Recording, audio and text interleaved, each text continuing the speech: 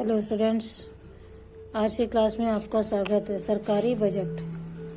सरकार की बहुत सारी जिम्मेदारियां होती हैं जिसको और उसके ऐसे कई कार्य करने पड़ते हैं जिनके लिए उन्हें जिनमें से कुछ की चर्चा हम यहाँ करते हैं। ऊपर देख चुके और कुछ के बारे में आगे पढ़ेंगे। इन कार्यों को करने के लिए सरकार के पास पैसे एकत्र करने का केवल एक ही रास्ता है, टैक्स या कर।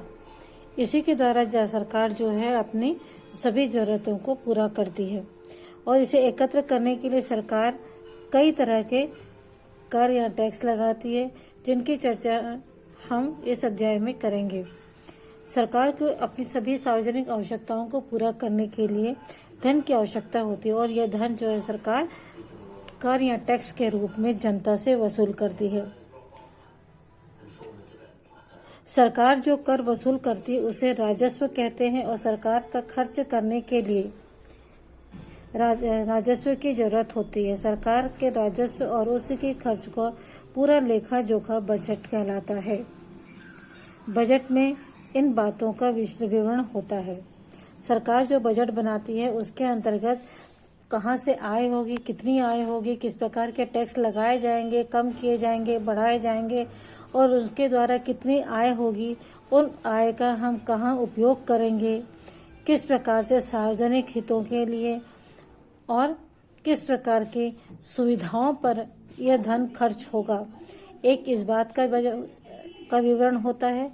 दूसरा इस बात का भी विवरण होता है कि पिछले वर्ष जो कर लगाए थे, पिछले बजट सत्र में जो कर लगाए गए थे बजट में, वह उसमें कितना आय हुई सरकार को और उस आय का सरकार ने किन किन सार्वजनिक उपक्रमों में या सार्वजनिक सुविधाओं में उपयोग किया था। इन दोनों ही चीजों का विवरण जो है बजट के अंतर्गत होता है। तो देखते हैं बजट में किन किन बातों का चर्चा होती है। सरकार कितना पैसा खर्च करेगी, अलग अलग विभागों को खर्च करने के लिए कितनी राशि दी जाएगी, इसका विवरण अर्थात शिक्षा, खाद्य सुरक्षा, रक्षा आदि मदों पर कितना खर्च किया जाएगा, इसकी विस्तृत जानकारी होती है। कौन कौन से कर लगाए जाएंगे, इनमें से कुल कितना राजस्व संग्रहित किया जाएगा और साथ ही किन किन करों की दर में परिवर्तन किया जाएगा। सरकार के खर्च अगर संग्रहित राजस्व से अधिक है तो कितनी राशि उसे उधार लेनी पड़ेगी। सरकार जो भी टैक्स लगाती है उससे आय जो प्राप्त होती है, यदि उस आय से अधिक उस आर्थिक सत्र में या उस बजट सत्र में खर्च होता है तो उस अधिक राशि का सरकार किस प्रकार से व्यवस्था करेगी, कहाँ से उधार लेगी और किस प्रकार की व्यवस्था करेगी, इस बात का विवरण भी बजट के अंतर्गत होता है। यहाँ पर आपको वर्ष 16 और 17 के छत्तीसगढ़ सरकार के बजट के बारे में कुछ बातें की जानकारी दी जा रही है। विधानसभा में छत्तीसगढ़ सरकार द्वारा प्रस्तुत बजट में क्या क्या प्रावधान थे उसके बारे में देखेंगे। इससे पहले मैं आपको थोड़ा सा स्पष्ट कर दूं बच्चों कि जो भी बजट है, सरकारी बजट जो है, दो स्थानों पर प्रदर्शित दिया जाता है। पहला केंद्र स्तर पर सरकारी बजट और दूसरा है राज्य स्तरों पर सरकारी बजट। केंद्र का जो बजट रहता है वह पूरे देश के लिए होता है और राज्य का जो बजट होता है वह केवल संबंधित राज्य के लिए ही होता है। जैसे छत्तीसगढ़ सरकार का जो बजट है वह केवल छत्तीसगढ़ के लिए ही मान्य होगा। 1916 और 17 में कुल छत्तीसगढ़ का राजस्व था, कुल खर्च गए करोड़ कितना था, 70,000 करोड़ रुपए खर्च होंगे और 15-16 की तुलना में यह जो राशि थी 6% अधिक थी। 16 और 17 में कुल 70 करोड़ रुपए खर्च होने थे और 15 और 16 की तुलना में यह 6% अधिक था। 15, 16 और 17 में कुल राजस्व 62 करोड़ रुपए संग्रहित होगा और 15 और 16 में की तुलना में यह 5% अधिक होगा। 16 और 17 के लिए शिक्षा, सड़कों वह पुलों, पेंशन, दवाइयों और सार्वजनिक स्वास्थ्य के लिए आवंटित राशि में बढ़ोतरी की जाएगी। इसके विपरीत खाद्य के लिए आवंटित राशि में काफी कटौती की गई है। वर्ष 16-17 में बिक्री कर 12,000 करोड़ रुपए की राशि प्राप्त होने की संभावना है। इस प्रकार हम देखते हैं कि इस वर्ष 16-17 में 6% ज़्यादा है और पिछले वर्ष का जो था 5% ज़्यादा है। तो अर्थात जो 1% अधिक है खर्च जो यहाँ हो रहा है, उस 1% को कहाँ से लाया जाएगा? इसे किसी न किसी रूप में अन्य स्थानों से उधार के रूप में प्राप्त किया जाएगा। 16-17 में बिक्री कर जो था वह 12,000 करोड़ रुपए राशि प्राप्त होने की संभावना है। यद्यपि बजट सरकार द्वारा तैयार और प्रस्तुत किया जाता है, लेकिन इसे पारित करने में विधानमंडलों की अहम भूमिका होती है। भारत के संविधान में यह व्यवस्था दी गई है कि केंद्रीय बजट संसद में प्रस्तुत और पारित किया जाएगा, जबकि राज्यों का बजट संबंधित राज्य की विधानसभा में प्रस्तुत और पारित किया जाएगा। साथ ही सभी करों और व्यय की जाने वाली राशि के लिए सरकार को संसद या विधानसभा से स्वीकृति लेनी होगी। केंद्रीय बजट संसद में पारित होता है और संसद के द्वारा ही इसे पारित किया जाता है, और राज्यों की विधानसभाओं राज्यों का जो बजट है वह राज्यों की विधानसभाओं में पेश किया जाता है और राज्यों की विधानसभाओं के द्वारा ही पारित होता है।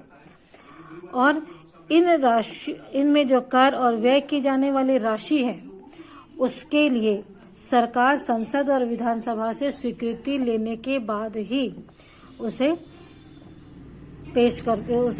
लागू करती है। इस प्रकार हम देखते हैं कि बजट जो है वह पूरी तरह विधानसभा और संसद के नियंत्रण में होता है। ऐसा क्यों होता है? बजट में संसदीय नियंत्रण के पीछे धारणा यह है कि हमारा देश जो है वह प्रजातांत्रिक देश है, जिसमें चुने हुए जनप्रतिनिधियों को अधिकार दिए गए हैं और वे चाहते हैं कि सरकारी राजस्व का सही उपयोग हो तथा कर संग्रहण की प्रणाली जो है उचित और पारदर्शी हो। सरकार द्वारा प्रस्तुत बजट आम लोगों के प्रति जवाबदेह होना चाहिए। इसके साथ ही लोक कल्याणकारी तथा देश की जनता उसके अपेक्षाओं के अनुरूप होना चाहिए। देश की जनता को जिस प्रकार का बजट चाहिए, जिस प्रकार की सुविधाएं चाहिए, वह केवल उनके द्वारा भेजे हुए प्रतिनिधि ही जान सकते हैं, क्योंकि वे संबंधित क्षेत्र से में रहते हैं और वहाँ के लोग, प्रत्येक क्षेत्र के लोगों की आकांक्षाएं और इच्छाएं जो होती हैं, सरकार के प्रति जो इच्छाएं हैं, वह इन जनप्रतिनिधियों के द्वारा ही संसद में आती हैं। कि किसी क्षेत्र विशेष की जनता जो है अपने लिए अपने क्षेत्र में किस प्रकार की सुविधाएं चाहती है, यह केवल उस क्षेत्र का प्रतिनिधि ही बता सकता है।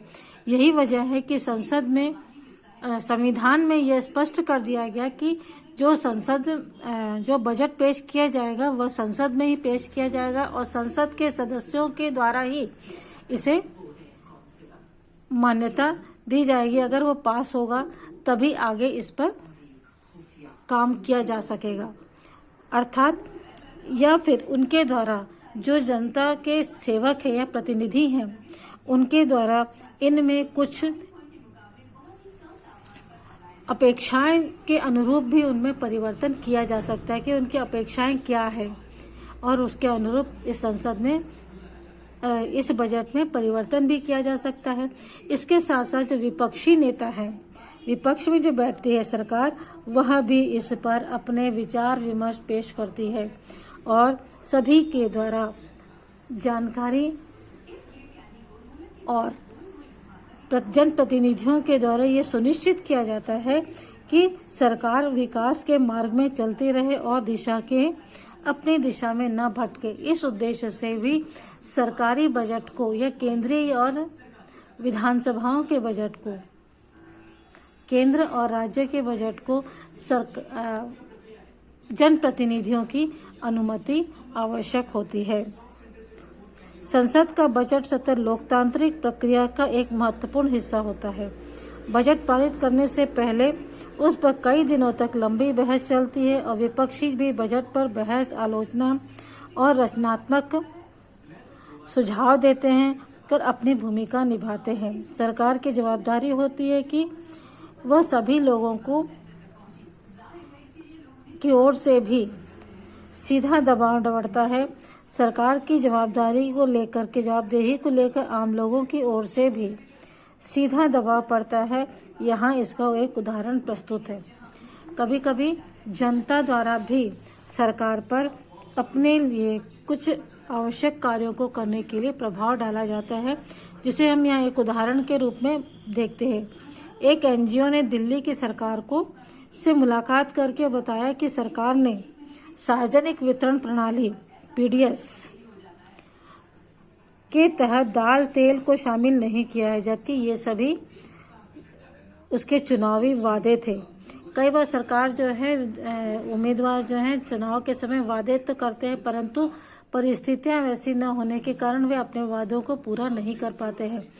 तो इसी बात पर यहाँ पे एक एनजीओ के कार्यकर्ताओं ने दिल्ली की सरकार से मुलाकात करके उन्हें उनकी बातें याद दिलाई कि पीडीएस के तहत दाल और तेल को भी शामिल किया जाना था, जबकि आपने इसे चुनावी वादा बनाया था। ये चुनाव में इसे वादा किया था कि आप ये सब चीजें उन्हें शामिल करेंगे।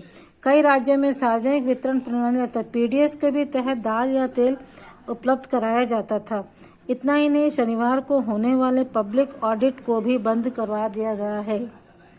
उचित मूल्य की दुकान में राशन कब तक पहुंच जाएगा, इसकी सूचना देने वाले एसएमएस अलर्ट भी बंद कर दिए गए हैं। दिल्ली सरकार को सौंपे गए चार्टर में यह भी मांग की गई कि बच्चों को रोजाना मध्याह्न भोजन, आंगनबाड़ियों को अंडे, दूध और फल दिए जाएं।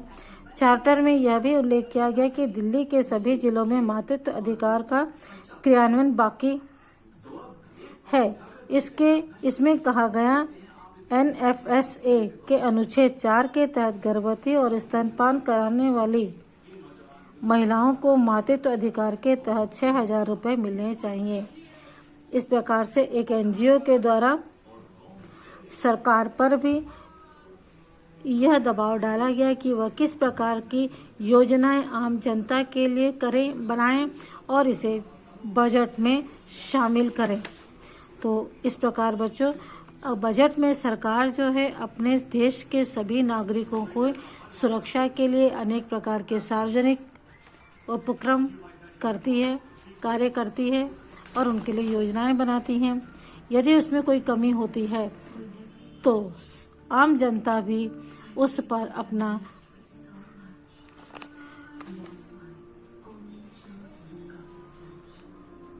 विचार दे सकती है। तो इस प्रकार बच्चों, इस वीडियो में इतना ही। अगले वीडियो में इसके आगे देखेंगे। Okay, bye.